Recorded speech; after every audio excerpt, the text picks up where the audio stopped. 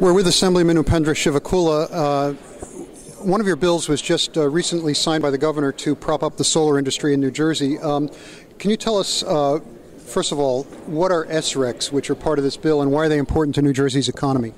Well, when we started the solar, trying to grow up the solar marketplace, and we wanted to make it a market-based program.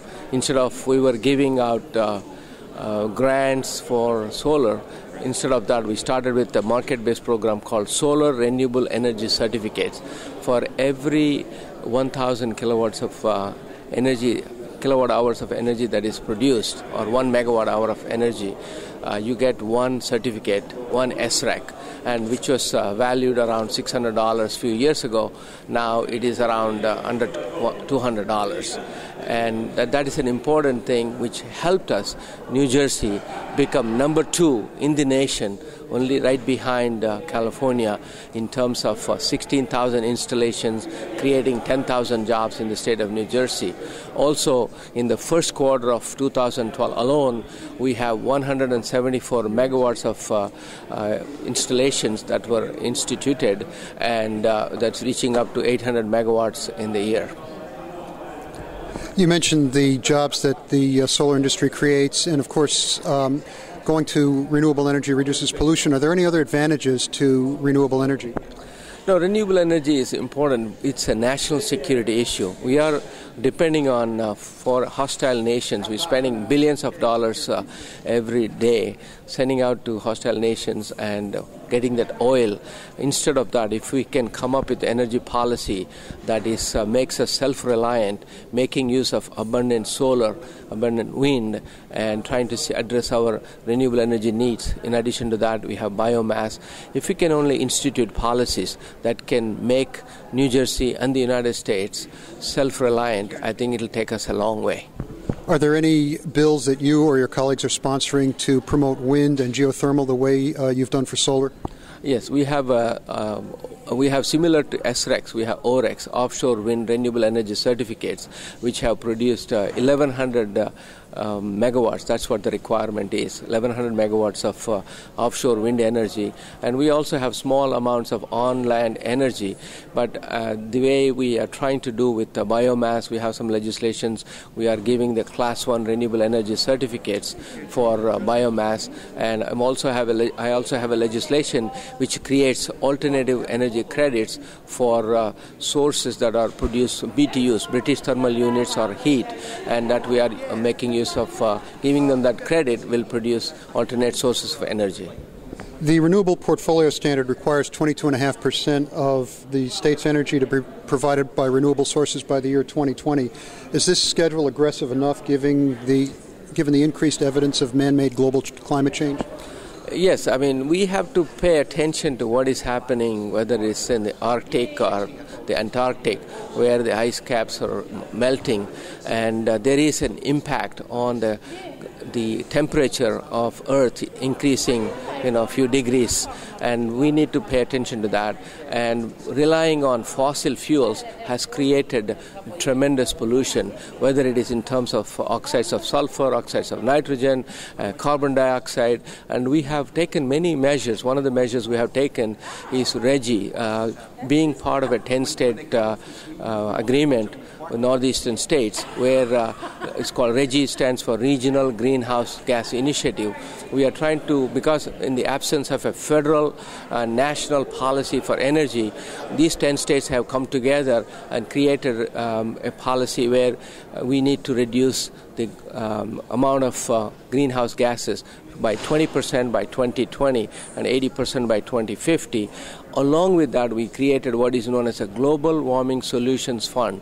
It is basically a cap-and-trade program for trying to cut down the carbon dioxide. New Jersey, for example, produces about 25 million metric tons of carbon dioxide.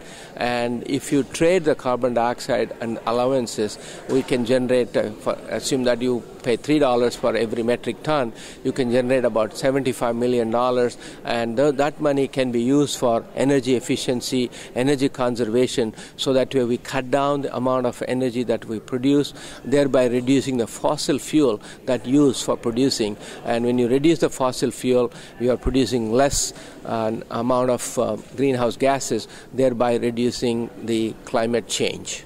With the governor pulling us out of RGGI, what other alternatives are there to help reduce the amount of fossil fuel pollution? Well, I think we have to have aggressive schedules for promoting, because a lot of this, whenever you start a new industry, whether it's a coal or nuclear, railroad for that matter, they all got subsidies. When you're trying to come up with renewable energies from the biomass and or solar or wind, you need the subsidies. A lot of times people are complaining about how the costs of these things are going. The subsidies are excessive.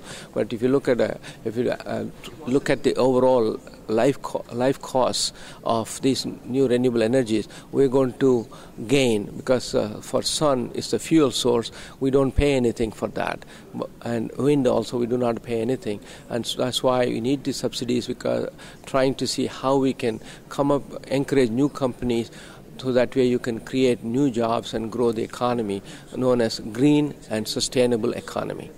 In New Jersey, we've seen storms and other natural disasters cause power to go out, often for extended periods of time. Can you explain to us the reliability measure, and also tell us what's happening in India with 350 million people without power right now? As we speak right now, in India, there are about 360 million people have no power. And as you know, India's northern part of India is very hot right now, no air conditioning. People are having lots of difficulties.